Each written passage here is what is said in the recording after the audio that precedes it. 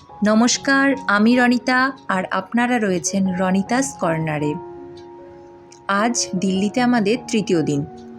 এখন সকাল 9:30 মতো বাজে, আর দেখতেই পাচ্ছেন আমরা চলে এসেছি লোটাস টেম্পলে। বাইরে থেকে দেখে তো মন কেড়ে নেওয়ার মতোই এই টেম্পলটি, এবং ভেতরটিও অত্যন্ত একটি শান্তির জায়গা। বাহাই সম্প্রদায় দ্বারা এই টেম্পলটি তৈরি, এবং যে কোনো সম্প্রদায়ের লোকই এখানে আসতে পারেন এবং ভেতরে বসে মেডিটেশন করতে পারেন। লোটাস টেম্পলে এই যে পদ্মের পাপড়ির মতো অংশগুলি রয়েছে, এগুলি রয়েছে 27টি, এবং এটি 9টি দরজা বিশিষ্ট একটি বড় হল ঘর, যেখানে একসাথে প্রায় 1300 মানুষ একসাথে বসে মেডিটেশন করতে পারে। ভেতরের পরিবেশ অসাধারণ, কিন্তু ভেতরে তো ভিডিওগ্রাফি অ্যালাউ নেই, সেই কারণে ভেতরটা দেখাতে পারছি না। একদম পিন ড্রপ সাইলেন্ট যাকে বলে ভেতরটায়, কিন্তু সেটাই মেনটেন করা হয়। আপনার যতক্ষণ ইচ্ছা বসে মেডিটেশন করতে পারেন।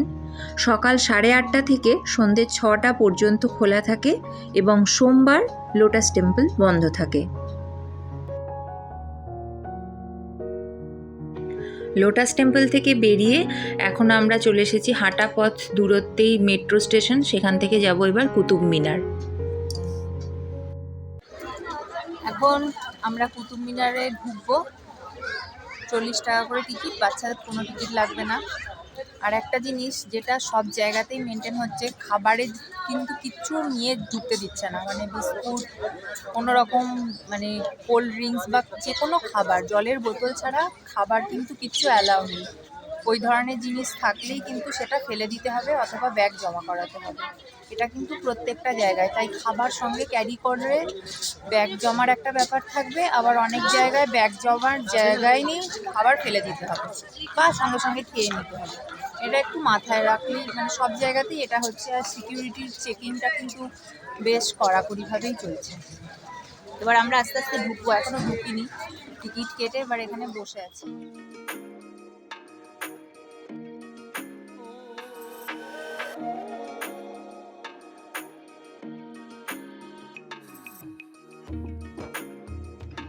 মেন গেট থেকে কুতুব মিনার বেশ কিছুটা হেঁটে ঢুকতে হবে। তার আগেই বেশ অন্যরকম লাগছে, আর তার সাথে আবহাওয়াটাও হয়ে গেছে অন্যরকম। এতক্ষণ একটু রোদ গরম ছিল, এখন আস্তে আস্তে মেঘ করে আসছে, মেঘলা ওয়েদারটা, বেশ ঠান্ডা হাওয়া দিচ্ছে। চলুন এবার আস্তে আস্তে আমরা ভেতর দিকে যাই, কুতুব মিনারের কাছাকাছি।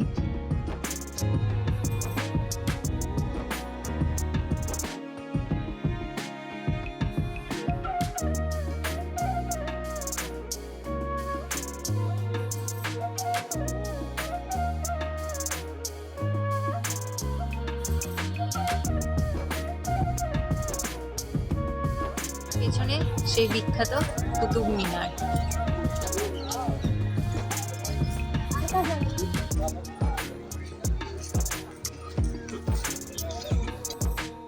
শুধু কুতুব মিনার না, আশেপাশে রয়েছে অনেক ইতিহাসের সাক্ষী। প্রায় এগুলো ভগ্ন, কিন্তু তাও এর অনেক কিছু তথ্য জানার আছে। গাইড নিলে হয়তো আমরা তা ঠিকঠাকভাবেই জানতে পারতাম, কিন্তু গাইড আমরা নিইনি, কারণ আমরা একটু রিল্যাক্সভাবেই ঘুরতে চেয়েছি।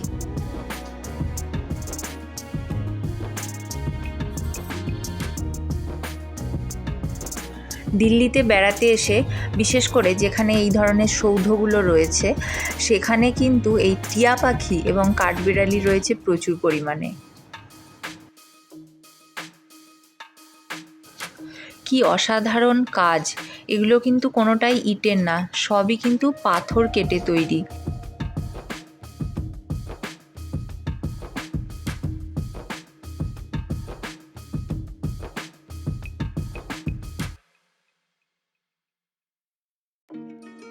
ভেতর দিকে রয়েছে কয়েকটি সমাধিস্থল।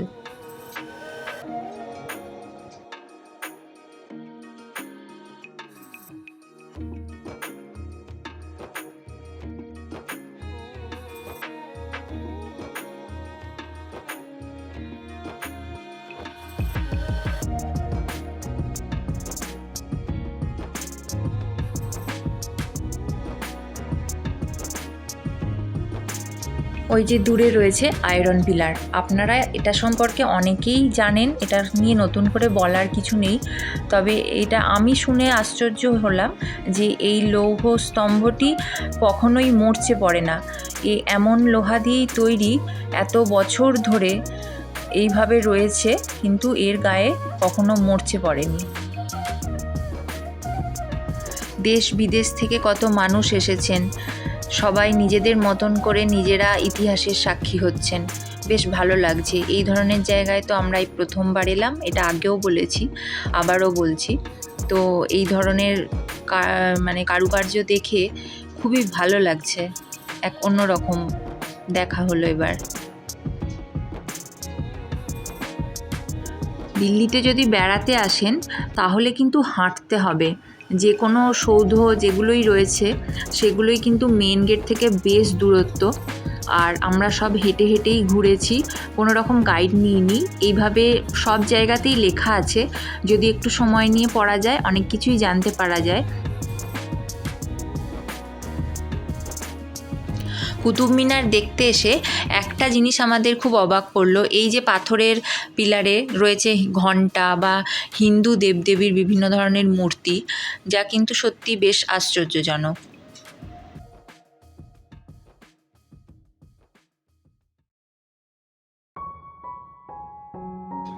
এখন প্রায় বিকেল হয়ে গেল, আর আমরা কুতুব মিনার থেকে বেরিয়ে চলে এসেছি রাজঘাটে, অর্থাৎ মহাত্মা গান্ধীর সমাধিস্থল দেখতে। এখানে এসে একটা হালকা একটা মিউজিক চলছে, খুব ভালো লাগছে, মন থেকে খুব শান্তি লাগছিল। হে রাম, গান্ধীজির বলা শেষ দুটি শব্দ মনেও যখন উচ্চারণ করছি না, তখনও মনের ভেতরে একটা অন্যরকম অনুভূতি হচ্ছে।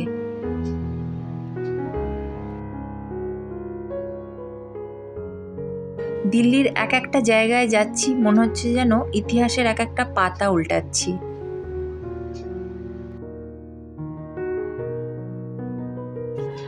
আর একটু হেঁটে গেলেই আমরা ইন্দিরা গান্ধী এবং রাজীব গান্ধীর সমাধিস্থলও দেখতে পেতাম, কিন্তু সকাল থেকে বেরিয়ে আর একটু এনার্জি নেই, আমাদের নেই, কিন্তু এই যে আমাদের খুদে সদস্যের এনার্জি ভরপুর। ও একদম এত সুন্দর খোলা মাঠ পেয়ে ছুটছে, আর আমরাও একটু বসলাম। এবার আস্তে আস্তে আমরা হোটেলে ফিরবো। এমন একটা পরিবেশ থেকে যেতেও ইচ্ছে করছে না, কিন্তু আর শরীর দিচ্ছে না, এবার ফিরতে হবে।